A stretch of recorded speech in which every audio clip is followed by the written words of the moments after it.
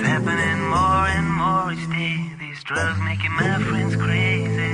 I'm laying it down, don't bring it around, cause I ain't nothing but drug free. It's happening more and more each day. These drugs making my friends crazy. I'm laying it down, don't bring it around, cause I ain't nothing but drug free. I used to see my buddy for years looking all depressed. I guess that he was in some major tests. After class, we used to go and play some ball. He was fast and tall and he surpassed us all. But after a while I seen him playing less and less. He be looking more depressed and stressed at best.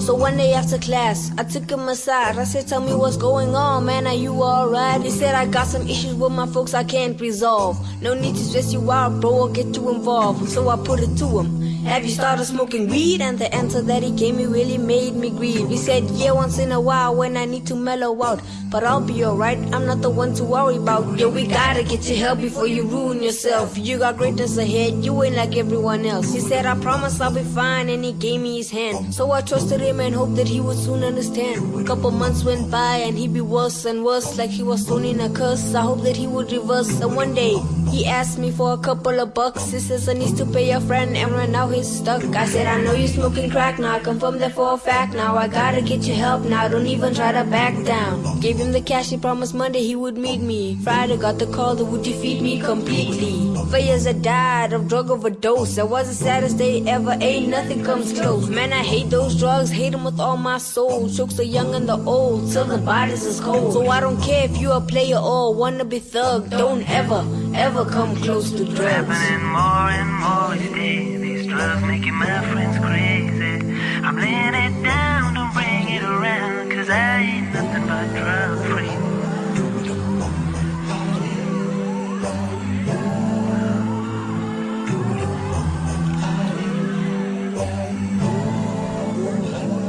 Months later, was still mourning his death. Was angry and sad that he fell in this mess. A teacher who noticed how miserable my soul was came over. He said, I see you carrying a boulder. I know that I'm older, but let me tell you something that I never ever told you. Put my arms around his shoulder. My daughter, she was the pride of my heart as a father.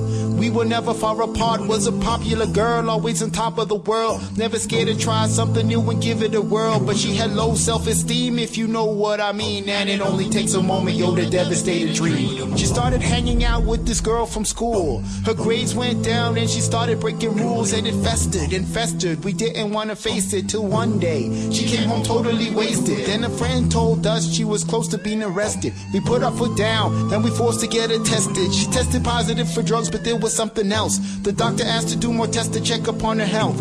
And then came the news that will totally defeat me. Her use of all the needles, she had gotten HIV. I was livid. That moment and that feeling, I would always live with it. Man, it's still vivid. She died 5 years ago, nothing I could help. My Lord has helped me with this pain that I felt. With tears in my eyes, yo, I gave him a hug. May God give you strength to keep away from drugs. Keep away from drugs. Keep away from drugs. Happening more and more each day. These drugs making my friends crazy. I'm laying it down, don't bring it around, cause I ain't nothing but drug free. It's happening more and more each day. These drugs making my friends crazy. Can't you see? I'm drug free. It's happening more and more each day. These drugs making my friends crazy. I'm laying it down, don't bring it around, away from cause I ain't drugs. nothing but drug free. It's happening more and more each day. Keep away from drugs drugs. making my friends crazy. I'm laying it down, don't bring it around, away from cause I ain't drugs. nothing but drug free. It's happening more and more each day. These drugs making my friends crazy. I'm laying it down, don't bring it around, cause I ain't nothing but drug free. It's happening more and more each day. These drugs making my friends crazy. I'm laying it down, don't bring it around, cause I ain't nothing but drug free. Keep away from It's happening more and more each day. These drugs making my friends crazy. I'm laying it down, don't bring it around, cause I ain't nothing but drug free. It's happening more and more each day. Keep away from drugs.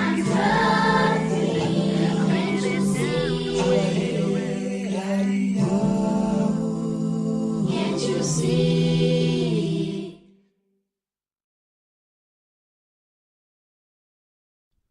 Okay, I'm back, and this time it's an editorial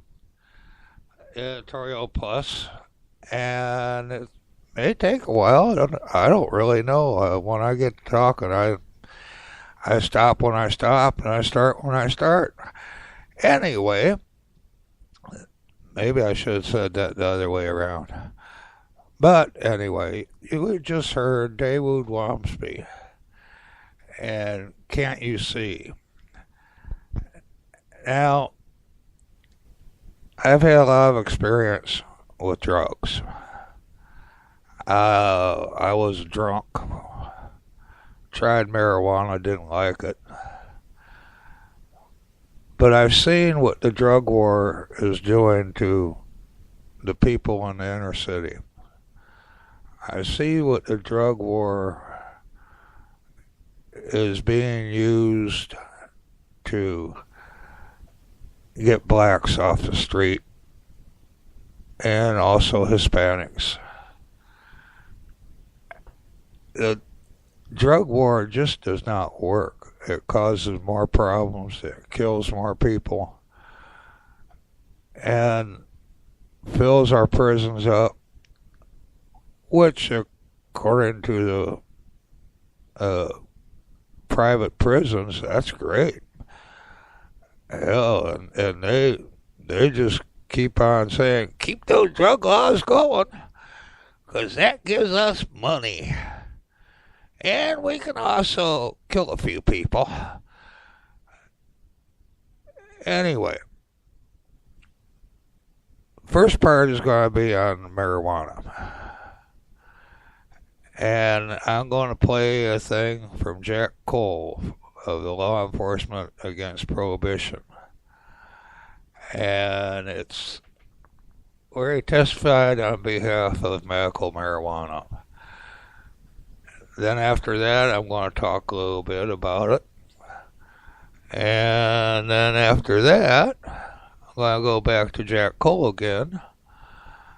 And he's going to be doing a thing on International Symposium on economic crime. Then I'm going to talk some more. Ain't that easy to get rid of. And then after that, I'm going to close it with a long version of A Day in the Death of Donnie B, which is, I think, from the 50s. It's a black and white video on archive.org. And even though you can't see what's happening, you can see in your mind what's happening. And then after that, I'll probably do my news show. So I'm going to get started.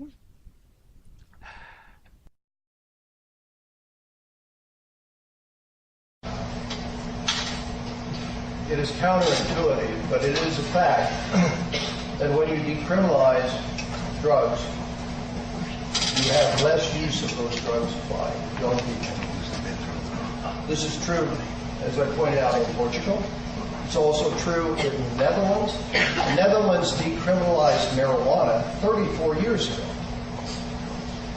And some years ago, our presidential administration thought, well, gee, this would be a perfect example to show the public in the United States what terrible things can happen when you use the drug laws. So they sent some of our scientists to the Netherlands to do a survey of their 10th graders and find out how many of those little rascals had used marijuana. And they found that 28% of them had used marijuana. And marijuana there, it's not legal, but it's decriminalized to the point where if you're an adult, and an adult is 18 in the Netherlands, you can go into a coffee shop and buy up to 5 grams of marijuana or hashish every time you walk in the door. They found that 28% of their 10th graders had used marijuana. And somebody said, well, don't you think we better do a comparison test on our 10th graders? And they did, and they found out that 41% of our 10th graders had tried. So that wasn't what they were looking, that wasn't the answer they were after at all. They went back to the Netherlands and they spoke to the drug czar of the Netherlands, who happens to be the Minister of Health, because in the Netherlands they treat drug abuse as a health problem, not a crime. When they asked him, how could it be that where marijuana is virtually legal, your 10th graders, 28% use them, and in the United States, where we treat marijuana as the devil's own weed, 41% of our 10th graders are using. And I think his answer to that was right on. He said, you know, I think in Holland we've managed to make pot legal. He says, you know, young people aren't likely to act out against authority figures by doing something that's just ho-hum. And they know when they turn 18, they can walk into any coffee shop they want and get all they want. So what he said this means is that they don't start using drugs at the tender age of 14, which is entry-level age for drug abuse in this country. And he said, if you can just prevent those young people from deciding, will I or won't I use a drug for those 4 very formative years of your life, 14 to 18, so many fewer of them will ever decide to use that drug. That he pointed out on a per capita basis, the use of soft drugs, marijuana, hashish, in the Netherlands is 1/2 the use in the United States. 1/2. And the use of hard drugs, heroin, cocaine, methamphetamine, is 1/4 of what it is in the United States per capita. And he said the reason that they believe it's so much less for hard drugs is because young people experimenting with drug use who want to, when they turn 18 and want to try a soft drug, go into a coffee shop where they want to sell them a soft drug. Not go to a criminal on the street who would much rather hook them on heroin, cocaine, and methamphetamine. The murder rate is 1/4. Apparently they're doing something right. And let me suggest to you, it's not by making harsher drug policies. In the Netherlands, as a matter of fact, in all of Western Europe, they imprison their population at or below 150 per 100,000. In the Netherlands, it's 127 per 100,000. We imprison our population at the rate of 1,009 per 100,000. That means that 1 out of every 100 people in this country is in prison or jail or waiting. That's almost unbelievable. Either we have the most vile, criminal, horrible people in this country, or we're doing something wrong. There's something wrong with our lives. And that's all we're talking about. And most of these people are in those prisons because of drug prohibition. Just the last question from me. Your history as a law enforcement officer, how many of those, I think you said 1,000 cases, cases before that you put in, how many of them were placed away based on marijuana, or did you see a combination of marijuana and other drugs? Going back to, can marijuana, or is marijuana some type of gateway? Excellent question, Representative. Let me preface this by saying I started my undercover work at the beginning of the war on drugs in 1970. We really didn't have much drug problem in this country in 1970. My belief is that the drug problem was virtually created out of whole by the war on drugs. Here's the way that worked. I joined the New Jersey State Police in 1964. We had 1,700 troopers. We had a 7-man narcotic unit. It seemed perfectly adequate for the job we needed to do. 6 years later, we had exactly those same numbers until October of 1970, when I went into narcotics. When, thanks to the fact that Mr. Richard Nixon had created his own war on drugs, he's the one that coined and created the phrase, and got the U.S. Congress that year to pass massive funding bills that would give tremendous amounts of money to any police department willing to hire officers to fight these war on drugs. Thanks to that bill, overnight, we went from a 7-man narcotic unit to a 76 person narcotic bureau. We increased the number of police doing that one job by 11 times its size. And when you do something like that, you set up a great deal of expectation. In the following year, we were expected to arrest at least 11 times more people for drug violations than we did the year before. We had to justify our existence. And there just weren't a lot of drug dealers out there in 1970. To get most of your drugs, you had to go to the big city. You had to go to New York City or Newark or Philadelphia. I was working about 30 miles outside of New York City, and since there weren't many drug dealers, they targeted me and the other 35 people that went undercover for the state police against small groups of friendship groups, 10 to 15 people in a group, kids in college, kids in high school, kids in between. Come Friday night, somebody in that group is, they're out of school, they're off work, somebody say, hey, you want to get high? And of course, if nobody said that, that was my job. If anybody took me up on that offer, one of the friends in that little friendship group who happened to have access to the family car or something to make the trip to New York City to get the drugs would go around to others and say, hey, you want to get high tonight? No, I got a test son. I don't think so. How about you? Yeah, give me a couple joints while you're doing it, will you? How about you? Well, if you run across anyone that has some acid, give me a hit of acid. And when they come to me, I put my order in for the same little piddling amount of drugs, right? They jump in the car, off they go to the city, they come back, and when they handed that out to their friends, they got to me. When they handed it to me, they became a big-time drug dealer. Because that's what we labeled them, and that's what stuck. And I might be working 10 of those friendship groups at the same time. Every 45 days, me and the other 35 undercover agents would have a raid. We'd have round up about 100 people that we had with charges like this. We'd go in at 5 o'clock in the morning with 350 cops. We'd kick their doors down and drag them out in chains. And when we got them down to the police station, we would have already called the reporters. The reporters would be there to take their pictures in that perp walk and destroy any credibility, respectability they had in their communities. And when we got them all lined up against that back wall, my boss would come out and say, you see that? There's 95 major drug dealers we took out of your community. That's what he'd tell the reporters. Major drug dealers. We need more police. We need more money. We need harsher laws. We have to stop this. This is terrible. The reason they did it was they needed to prove that the war on drugs was so essential that the federal people would keep paying for the money for those police. We hired 76 new police officers that year. That first year, they were all paid by the feds. We had to make it look so bad that the feds would keep paying for it, and that's what we did. And we virtually lied about everything that happened in those first years. And it's a shame. It's a shame, because those people back then, those people might have sold me marijuana, or they might have just given me marijuana. You remember that guy who used to smoke but didn't inhale? Let me tell you about it.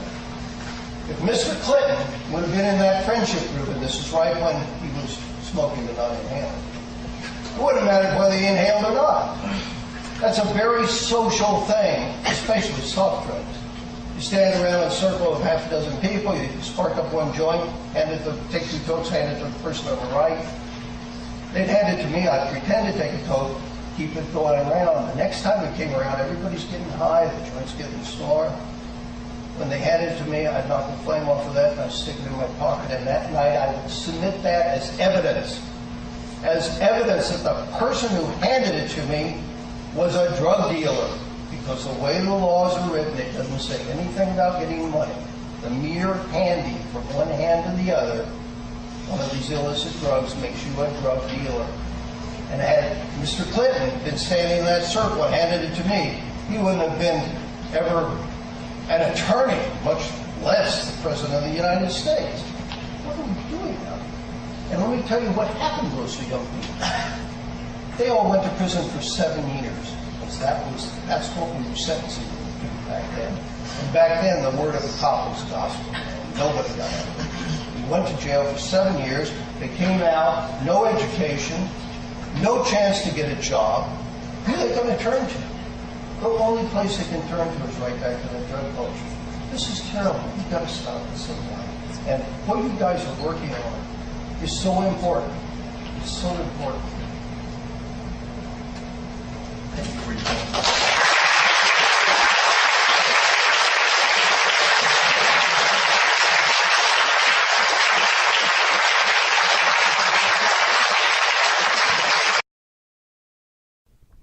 Okay, now, here's the way I see it. The worst drugs out there are legal. Cigarettes, alcohol.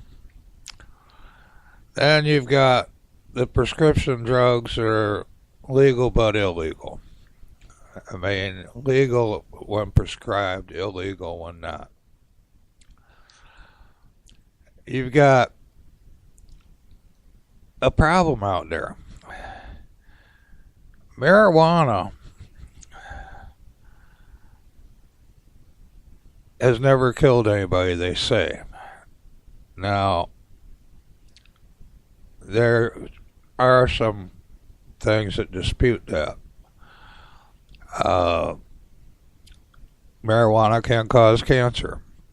In fact, some say that it's worse than cigarettes when it comes to cancer.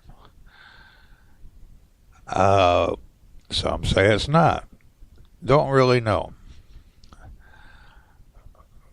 Marijuana causes a high, and it can be like drunk driving.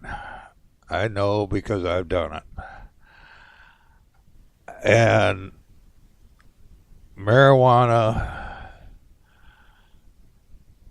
can be addictive. They say it's not, but from what I've seen, it can be addictive.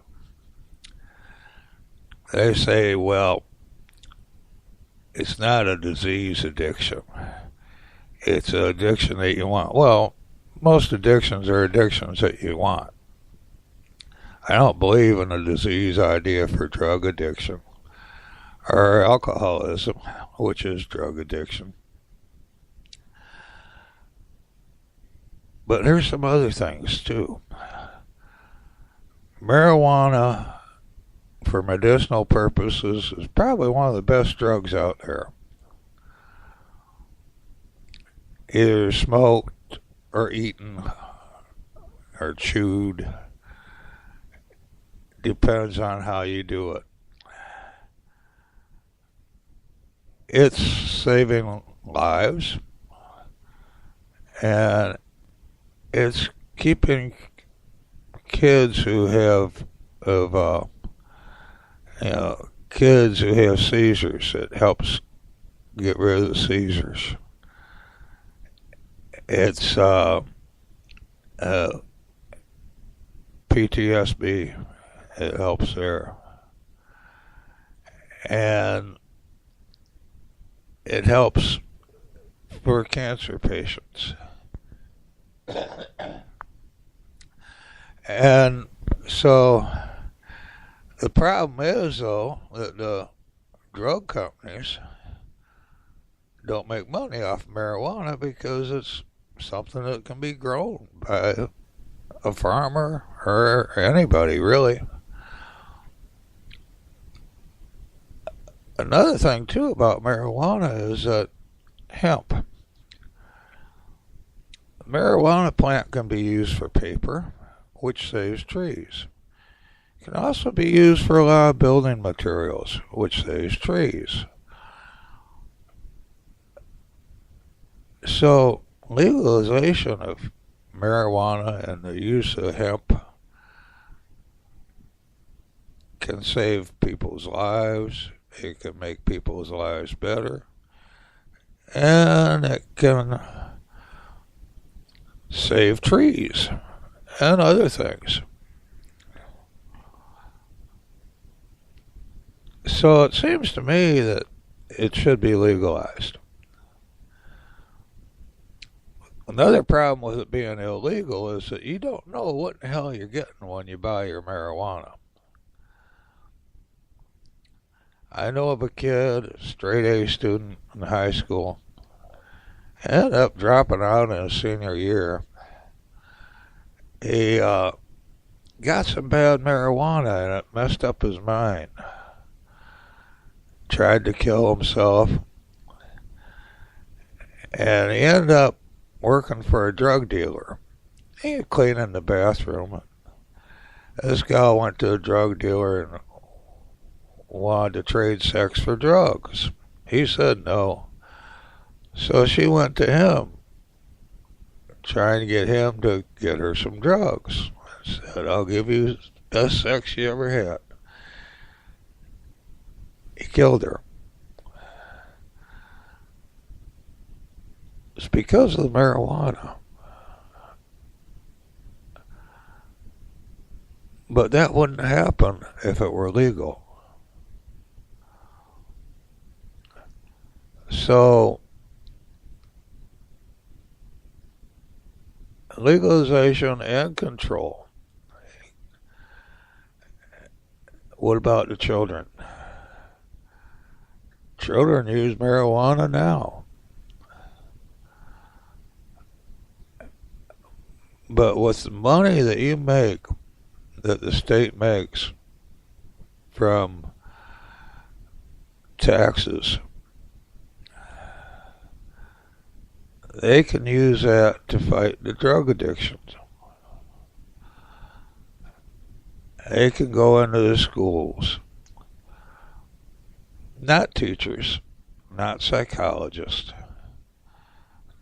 not anybody in the education system, but ex-drug offenders, people who kicked a habit,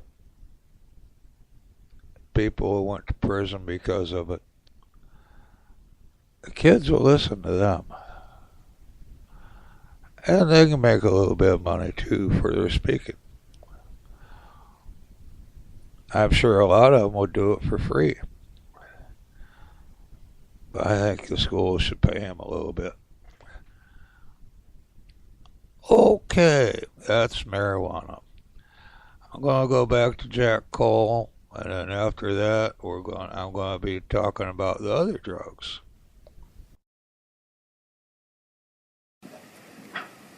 Thank you, Mr. Oliver, and thank Barry for putting together this wonderful symposium. It's been running 29 years, and for inviting law enforcement against prohibition to come here and speak to you for the last 5 years.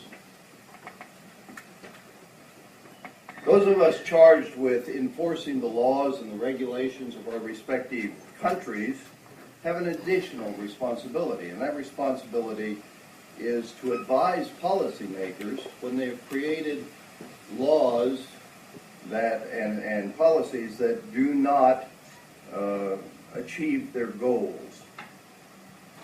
As a police officer who served 26 years in the state police, enforcing the drug laws in the U.S., it's become my responsibility and the responsibility of the 50,000 police judges, prosecutors who are members of LEAP to explain to the public that good people, hoping for good outcomes, have actually mistakenly created a prohibition that has resulted in a self-perpetuating and constantly expanding policy disaster. A disaster we refer to as the war on drugs, which is actually a war on people.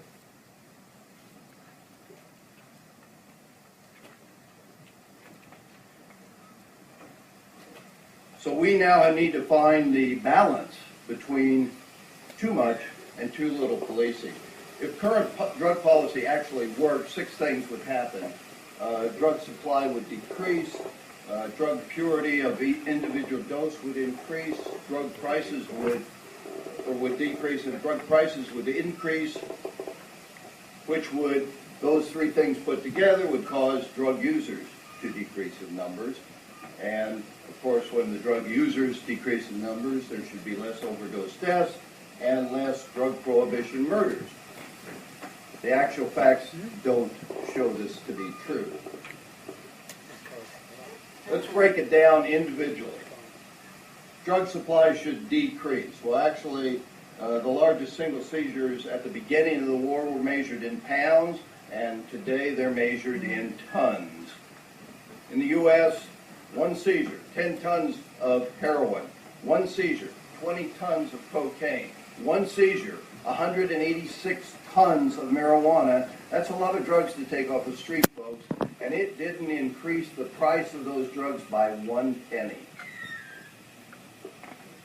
How about drug purity? It should decrease.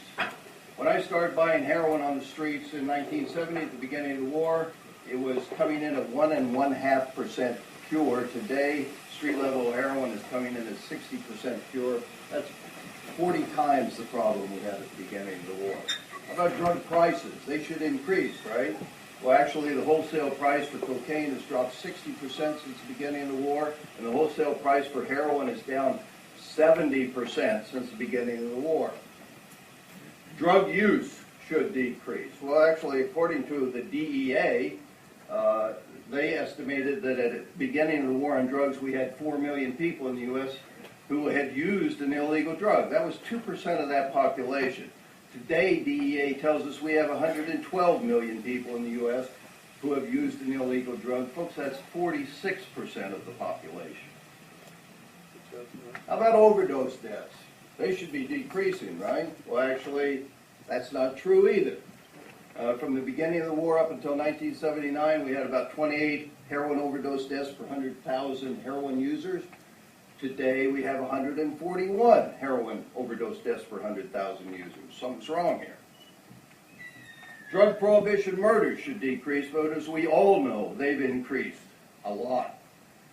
In just 4 years, from 2007 to 2010, in Mexico, there were 36,510 drug prohibition murders, and in Venezuela, 52,000 of those murders in the same time period. And to give you a context for this, in the last year, the U.S. was fighting the war in Iraq. 5,000 Iraqis were killed. So you can see there are more people being killed in this war on drugs than in what we call a real shooting war. Yearly, we arrest a lot of people in the United States for nonviolent drug offenses. Before we started the war, that number was 60,500 in 1965. Now it's up to where every year we arrest 1.7 million people in my country for nonviolent drug offenses. That's a problem 27 times greater than it was at the beginning of the war. We have spent, in the 40 years of this war, $1.5 trillion prosecuting it. And what do we have to show for it? This is the cumulative amount of arrests we've made in that time period. 41 million and counting, folks. 41 million. Has that helped our goals? Has that accomplished our goals? If our goal is to reduce the addicted population in our country, it hasn't helped at all.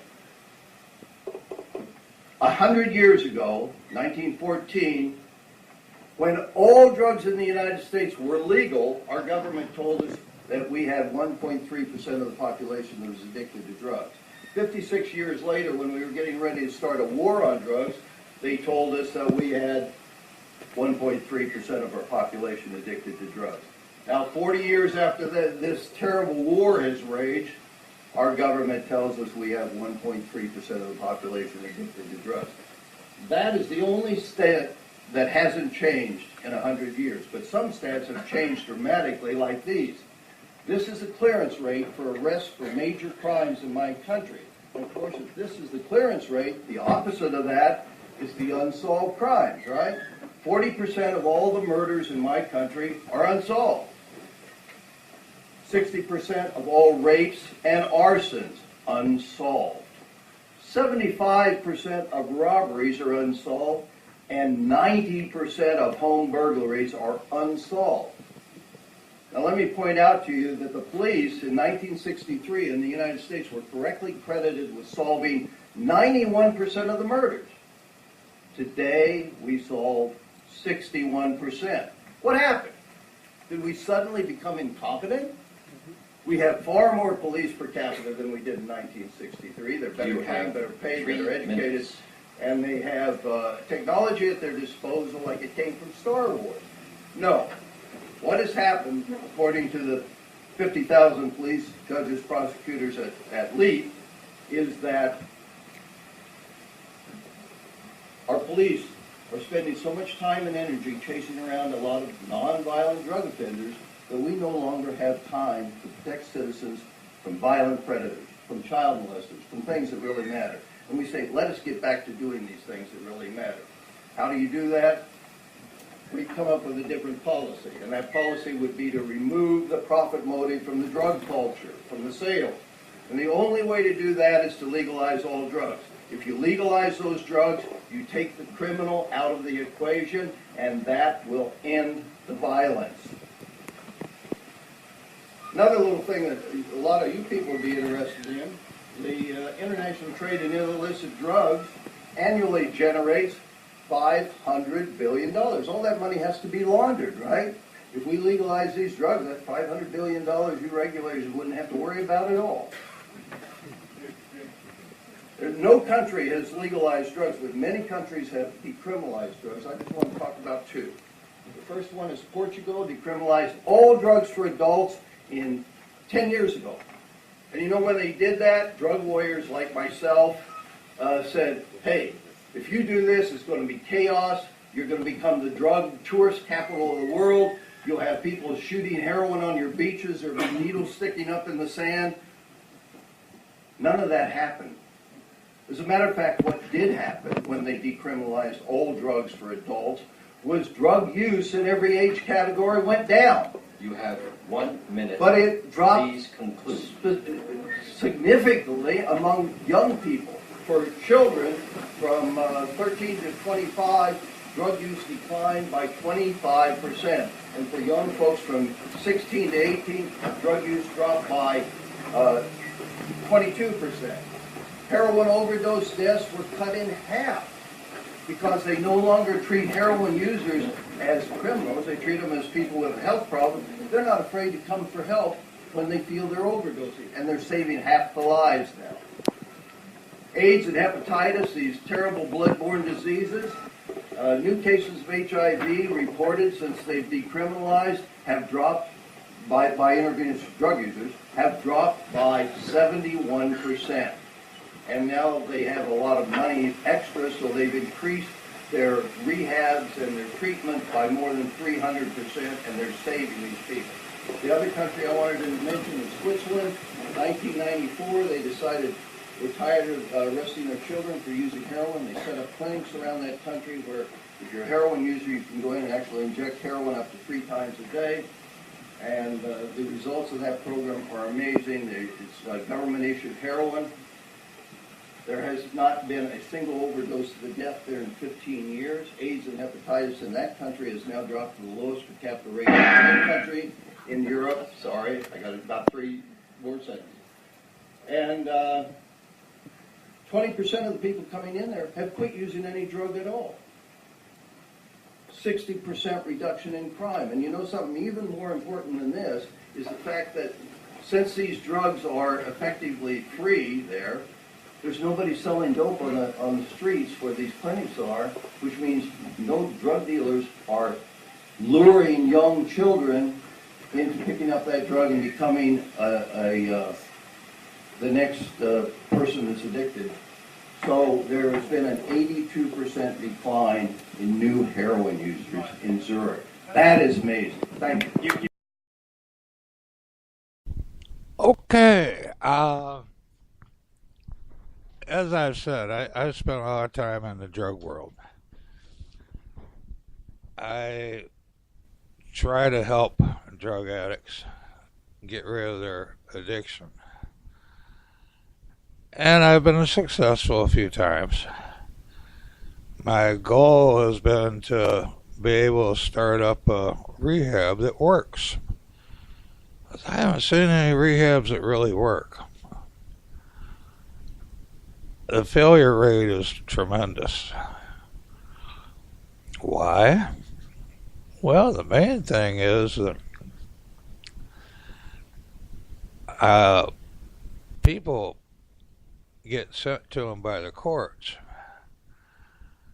and they, if it's not their own idea, they aren't going to quit. It's a simple fact. They have to have a reason to quit, and they haven't figured out that reason yet. I try and give them a reason to quit. Try to get rid of the reason that they started using. And it usually works. AA and NA say it's a disease. I disagree. I feel it's a choice. When I was a drunk because I chose to be a drunk. I was a drunk because I was escaping something with alcohol instead of getting the fuck out. As simple as that. Sometimes people find themselves in a situation that they can't handle. Turn to drugs to get rid of that situation. But that situation's still there. And when they sober up, it's going to be bothering them again.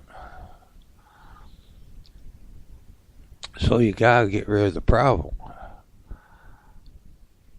But let's get back to what happens when the drugs are illegal. There is no control over who's selling them. Of course, if they get caught, they go to jail for a while. Now, for small-time people, they go to jail for a longer time than big-time people do. But it depends a lot on their financial situation, whether they spend a long time or less time in prison. And you get stuff in with the drugs that you buy that can kill you. It may not be the first time, may not be the second time. May even be after you quit that you die from it. You can get permanent damage from bad drugs. I had a friend that was a heroin addict. I mean, when I met him, his hands were very swollen because he was shooting up in his hands. You see in this inner city, you see people going around in wheelchairs with only one leg, some with no legs. You see people on crutches with only one leg.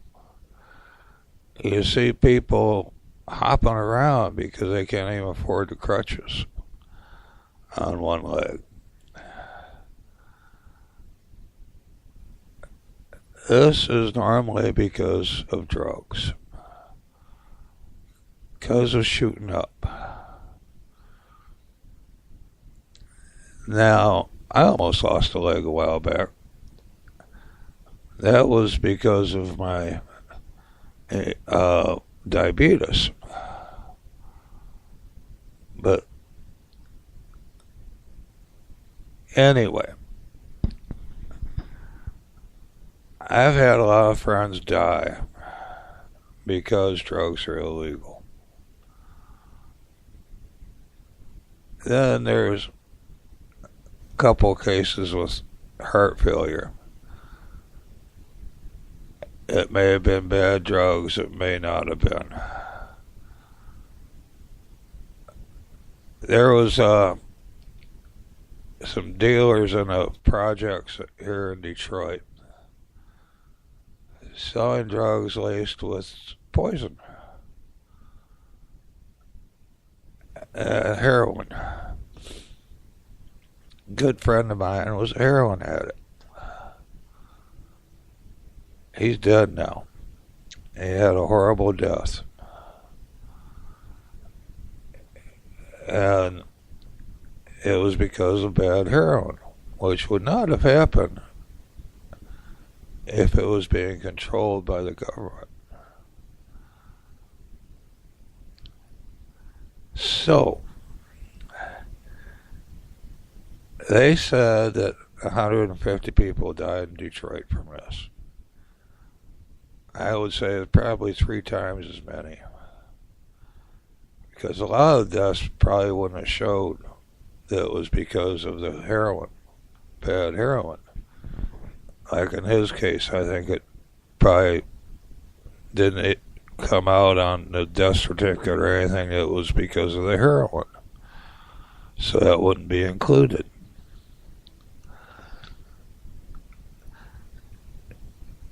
There's a big problem out there.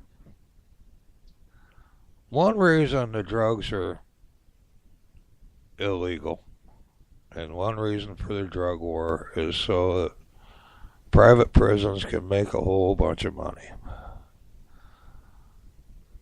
We have 5% of the world's population, but 25% of the world's prison population.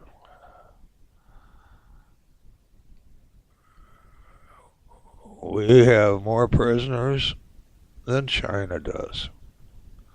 Of course, China kills a lot of them too before they get to prison. But most of those people are in for nonviolent drug offenses. If we legalize drugs, all of a sudden the prison population would be cut by half or even more than half. And too much money is made off a person. I mean, let's face it, Dick Cheney is a part owner in the prisons. He makes money off the drug war. CIA, they make money off of drugs. They can't get all their money they need for their crappy activities to make it without going to drugs. That's one reason why we're in Afghanistan. Before the U.S. got in Afghanistan, they had very little opium and heroin trade, because the Taliban would say no, because it's against the Islam religion. Now 90% of the world's heroin comes from Afghanistan, and a big part of it is the CIA selling it. People say, no, they wouldn't do that. Well, hell, they were caught in the Reagan era. You know, you had reporters die because they found out. You gotta wake up.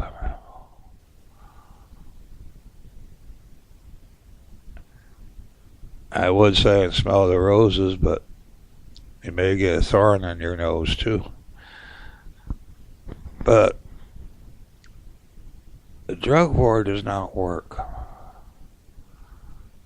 All these murders because of drugs would be gone.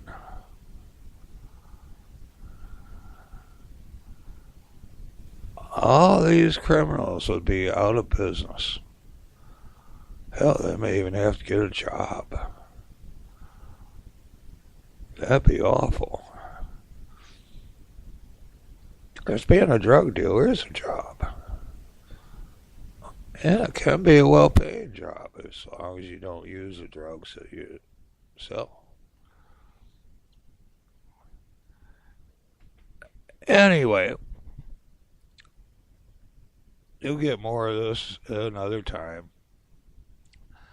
I'm going to close it now with Louis Muccido, A Day in the Death of Donnie B.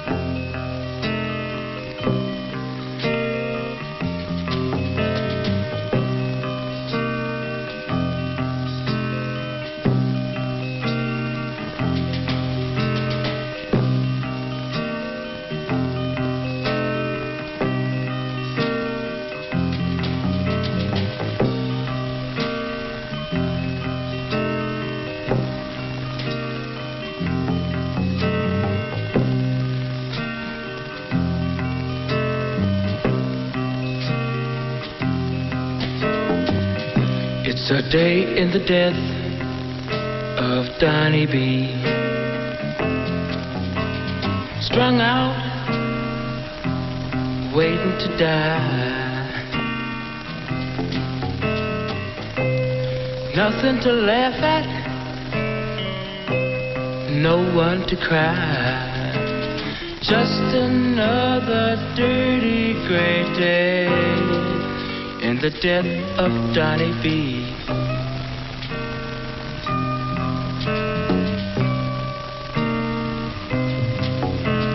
Just another dirty gray day in the death of Donnie B. Drugs is just a waste of time. Just to be normal, you have to go through a lot of hell.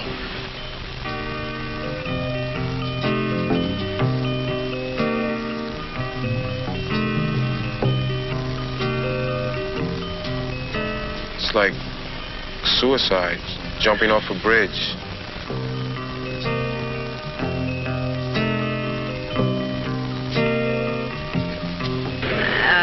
I know he's killing himself, and I have a sneaking suspicion that he knows it also.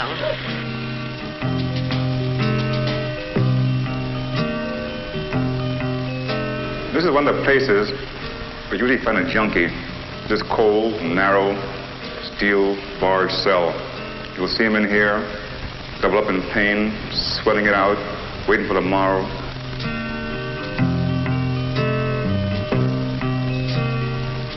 I really didn't know who I was, what I was or where I was going. He is socially dead, morally dead, and soon he will be physically dead. Drugs are a cop-out. It really doesn't help the matter any, makes it worse. You're a poor person. Here you have a very expensive habit.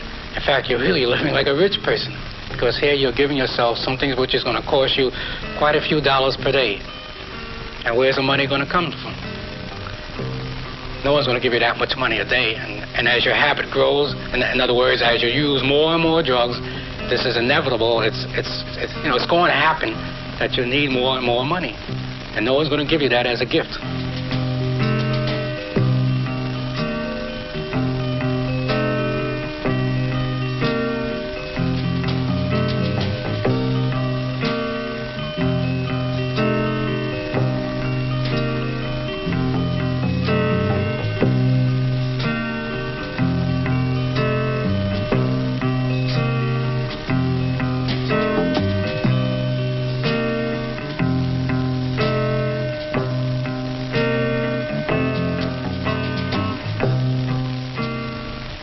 No one is going to be sorry for you and give you money just to be giving you money, but because you look sick, because your habit is coming down on you. You're going to have to get the money somehow, so you're going to steal.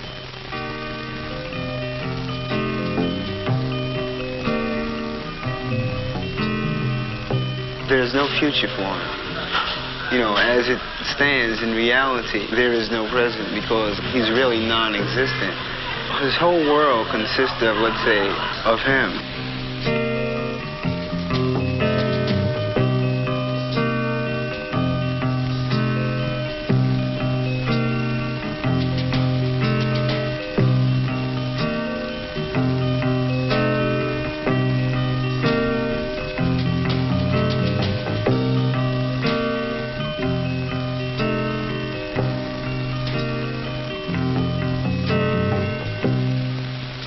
The economic crisis consists mainly of the hassle of trying to get that dollar. You know, stealing, lying, cheating their friends. They like to use people for what they can get. They might as well be dead. My husband has been around this problem quite some time, and when it hit our family, at first, it sounds so cruel for my husband to say, well, I guess I better go out and get some more insurance out on him, because since he doesn't give a damn about his own life, at least we can make some money from it. And I thought this was very cruel to have my husband say something like this. But then when you sit down and think about it realistically, this is exactly what he's doing. What has to happen, the addict has to, like, change his present view that he has of himself. If he doesn't, he will remain a walking corpse. And until this thing happens, he will continue on this path to nowhere. It's a day in the death of Donnie B. Can't see a blue sky above. Can't feel the raindrops. Can't feel the sun. Can't know a lover. Couldn't have one. Can't feel the snowflakes. Can't work or play. Too busy finding a fix for the day. Just another weary, worried day in the death of Donnie B.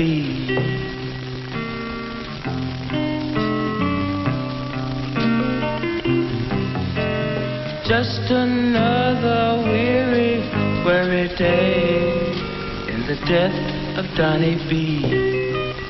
When you come into court, you see these people standing before the law, you can realize, gee, I remember seeing that person walking around, the neighborhood, a few months ago. And they must have seen all the addicts, they must have seen the people hanging on the streets, people that were without clothes and shelter because they used drugs. But that didn't seem to impress their minds. They probably were saying to themselves, well, that will never happen to me. I'm starting to use drugs, but I know I won't be like that. I'm not that old, I'm young, and I can take care of it, I can control my habit and all this kind of thing, Most of the people we do arrest are the minor people, the street addict, the 18, 19-year-old person who is on junk, use 4, 5, 6, 8, 10 bags a day. Arrest them for either possessing narcotics itself or for committing various crimes they need to do in order to get the money to supply their habit. And he spends anywhere from 6 months to 2, 3, 4 years in jail on each offense. Kind of hard to see a young person almost near death because he stuck a needle in this arm. A person who's vital, who has a lot of life in him, who should be going to school and who should be playing, playing basketball or something, yet and has a body to be able to do these things.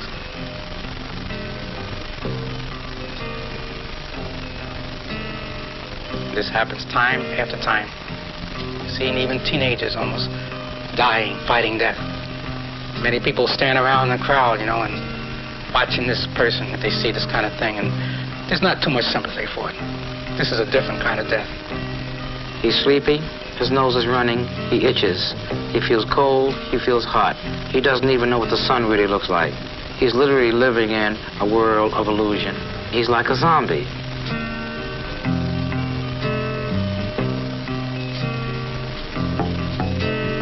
way of living for Donnie B.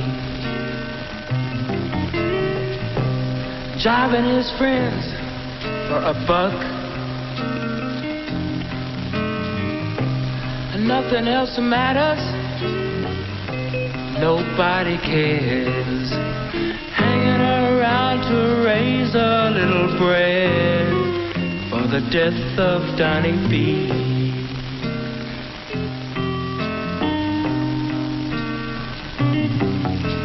Hanging around to raise a little bread for the death of Donnie B. The great bulk of the junkies are still in the same place I left them at. 25 years ago, I was in the streets, a detective making an arrest, and today I see the same fellas who've been to jail off and on, on the same corners, in the same stinking cellars, in the same rooftops, and their friends have died of overdoses or just being sick from the junk. And they're still in the same spot. Nothing has changed for them. But most of them I've known 20 years ago are dead or in jail. I found better things to do. I saw that wasn't me. I wanted to live to be an old man, real old man. It's hard to describe. It's just really a way of killing yourself. No more school, no more future. It's an abysmal end. And I tell you, I'm not trying to put any kids down or any people down, but start with junk. It puts you down. It's the needle and vein for Donnie B. Freezing his muscle and brain. Bottle cap living, bottle cap dead. Just another dirty gray dawn in the death of Donnie B.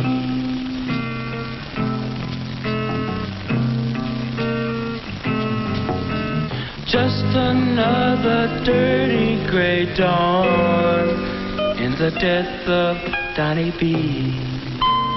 So it's a pretty rough story. There's no easy way to tell a guy, don't take it because you get jaundice, because you get syphilis, because you die.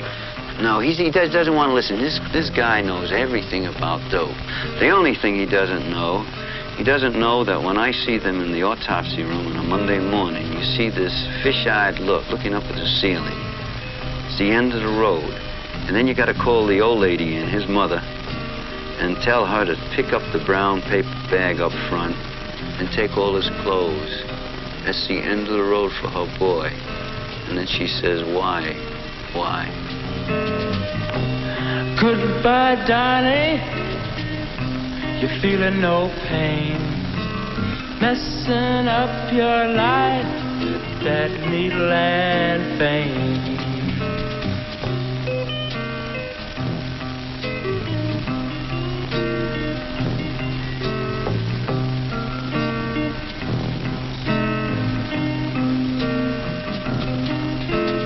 Just another dirty gray dawn in the death of Donnie B.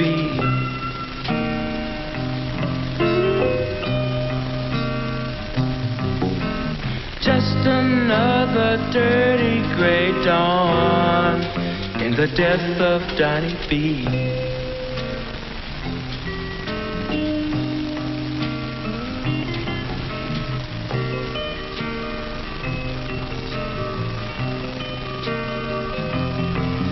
Say goodbye to the people, Donnie.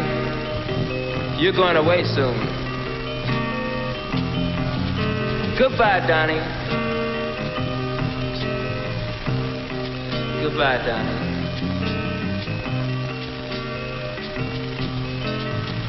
Goodbye, Donnie.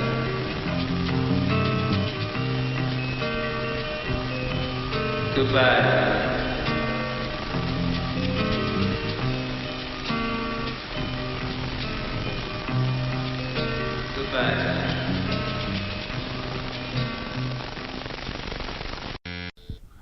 I think I said I was closing with this, but I lied. I got some more to say, and then I'm going to play a thing that I did a while back called A Day in the Life of a Homeless Person. Okay. Now, if drugs were legal and controlled, Donnie B wouldn't be facing death. Donnie B may even be able to get off the drugs. You've got a lot of methods, like I mentioned before, the rehab places that don't work. I don't know of any that really do. Well, I take that back. There's one that's pretty good. But the thing is that you got drug dealers working for a lot of these rehab centers, and they're selling drugs to the people. You know, it's easier to get drugs in prison and in rehab than it is to get it on the streets. It really is. Then they've got, what in the hell is it called? That's synthetic heroin that they use to get people off of heroin. I haven't seen that work either. People I know that would use that would, they get to the place and they didn't have any more than, they would go out and get heroin or crack.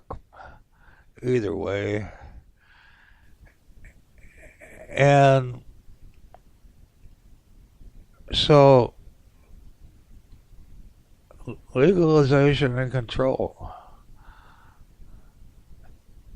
Now, in the earlier segment from Jack Cole, he didn't mention Portugal because when that was done, Portugal hadn't legalized it yet. Portugal, the use of drugs went down. Deaths from drugs went down. And instead of sharing needles, people would go into a clinic and they would supply them with clean needles and clean syringes, and they could get the heroin there, I believe. Didn't have to buy it from a drug dealer. Didn't have to worry about what was put in it. Didn't have to worry about how high the percentage of heroin was in that thing. You didn't have the overdoses anymore. Seems to me that that's the way to go. Oh, it costs money. It's a hell of a lot cheaper than what they're doing now. It's a lot cheaper than giving these private prisons money to take people that don't belong in prison in the first place. Money is wasted on the drug war. Lives are wasted on a drug war. Gotta do something. Now, I know a lot of homeless people. Most people I know are drug addicts. I know a lot of prostitutes. I know a lot of homeless people. And I know a few drug dealers. They get pissed off at me when I say legalize it because they know they'll lose income. But that's life. The thing about it is, though, drug dealers are pretty smart when it comes to business. They can probably start their own business.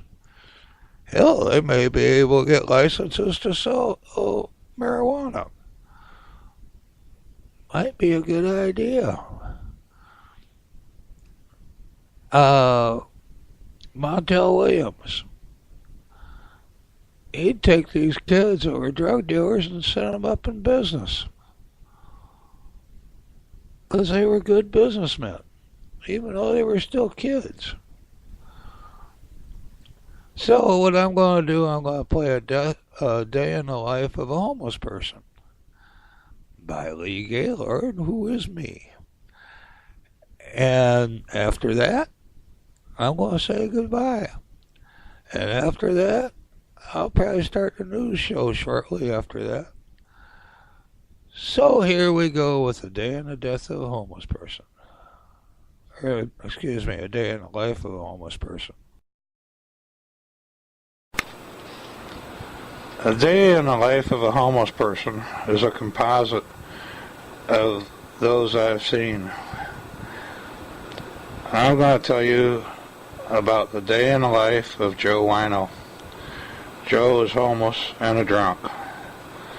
At one time he was a successful businessman, but he lost his family in an auto accident.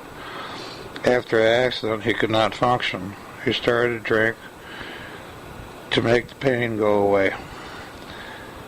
Soon he could not function at work and got fired. Then he lost his house and found himself in the streets. During the warm parts of the year, he sleeps on park benches, in alleys, or in abandoned buildings, bus stop shelters, or anywhere else he can lie down and go to sleep. During the winter, if the shelters are full, he tries to find something inside. May not be heated, but he has some blankets to help keep the cold out of his body. All his belongings are in a plastic bag. In the morning, he gets up and heads for the garbage cans and the dumpsters. He looks for bottles that he can turn in for deposit money, food, or something to drink. The problem with the bottles is that more people are drinking and water out of the bottles, and those have no deposit. That cuts down his income. He likes the dumpsters behind the restaurant because they sometimes have food, especially after meal times. If he is lucky, he will not have to spend money on food. That gives him more money for his liquid refreshment. Joe is at the bus stop. When the bus stops, he gets on and asks if anyone can help him with his bus fare. If there is a sucker, he gets the fare and jumps off.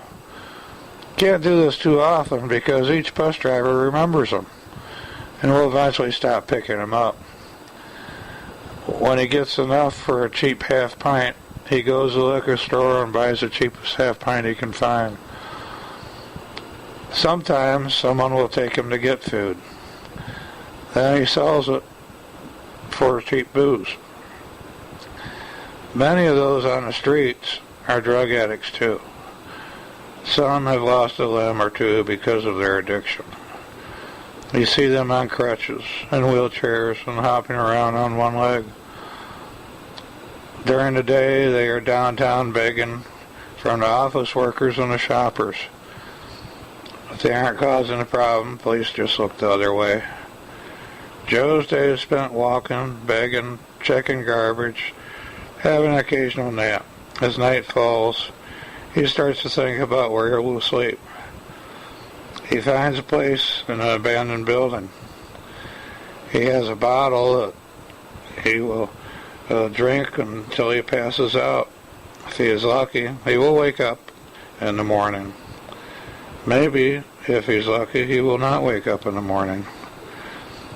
If it's cold, he may freeze to death. He may be killed by another homeless person or some sick killer. He may die from cheap booze. How lucky he is depends on his living or his death being painless. No one will miss him. No one will care. He is a lost and forgotten soul. Maybe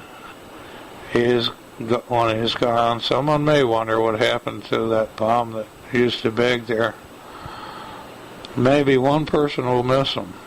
I may miss him. When we go, if one person realizes we are gone, And we were not totally lost. Okay. I have seen a lot of homeless people. Like I said, that was a composite of them. I was going to say some other things, but I forgot what I was going to say. Joys of old age.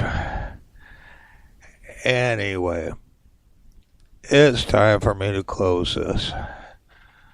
And this is a long one. Well, I had a lot in it.